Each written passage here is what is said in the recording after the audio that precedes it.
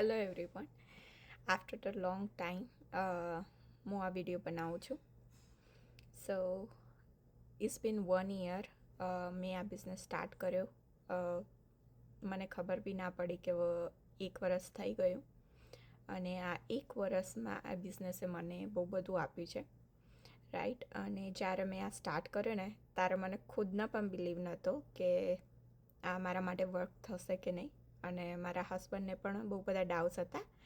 But હું happy હતી આ નવી જર્ની સ્ટાર્ટ કરવા માટે. સો સપોર્ટ કર્યો હતો, પણ ડાઉટ્સ તો હતા જ કે ઓનલાઈન કામ હોય તો એ લાઈક રિયલ હશે કે નહીં, આને સક્સેસ મળશે કે નહીં, રાઈટ.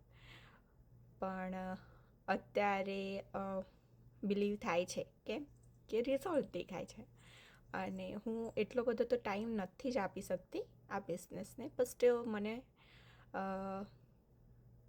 સક્સેસ મળે છે. બટ જો હજુ હું વધારે ટાઈમ આપું તો માઇટ બી મને વધારે સક્સેસ મળે, ફાસ્ટ હું આગળ ગ્રો કરું.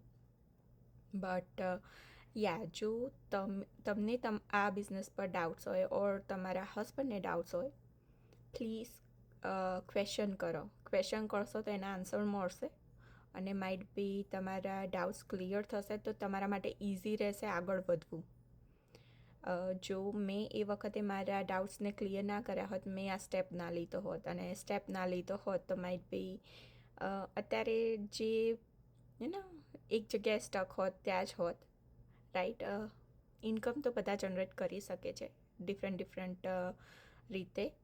એવું નહીં કે ઓનલાઈન બિઝનેસ હોય તો જ ઇન્કમ જનરેટ થાય ઘરેથી, પણ એ બીજા બધા ઘણા બધા એવા ડિફરન્ટ થિંગ છે જ્યાંથી ઇન્કમ જનરેટ થાય છે, પણ બધા માટે પોસિબલ નથી હોતું. જેમ કે જ્યારે મેં વિચાર્યું હતું કે મારે ઘરેથી કંઈક કામ કરવું છે, રાઈટ, તો મેં બહુ બધી વસ્તુ સર્ચ કરી ઘરેથી કામ કરવા માટે, પણ મને જોબ મળતી હતી. અને જોબમાં કેવું હોય કે તમે પર્ટિક્યુલર ટાઈમે તમારે બેસી જવું પડે છે, પણ આ બિઝનેસમાં એટલું હતું કે ઇન્કમ તો મળવાની જ હતી, પણ હું એક જગ્યાએ સ્ટક નથી રહેવાની. લાઈક બસ જે ટાઈમ મને મળ્યો હશે જોબનો એ જ ટાઈમે મારે કામ કરવાનું.